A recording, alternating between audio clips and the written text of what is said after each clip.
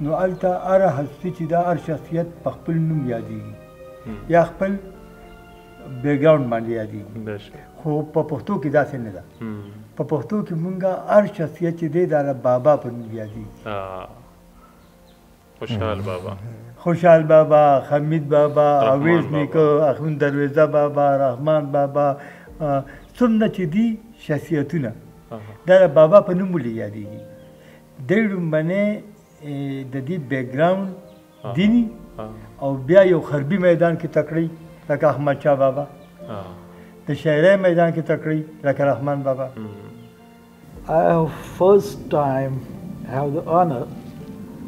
to express my views about the خوشال Khan Khattak, the man of sword and pen. He was the founding poet who narrated and used the Shaheen, the eagle, as a sign of courage, but also the sign of fakiri, the sign of that's free man. خوشال Khan Khattak is the founding person. It is very a dashing line which is extracted when all the person read the poetry of Allama Muhammad Iqbal Lahori. He concluded that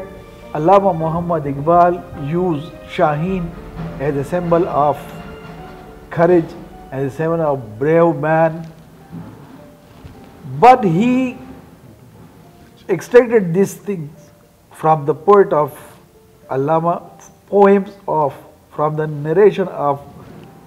خوشال Khan Khattak. پروردک د مغولو په نمک یم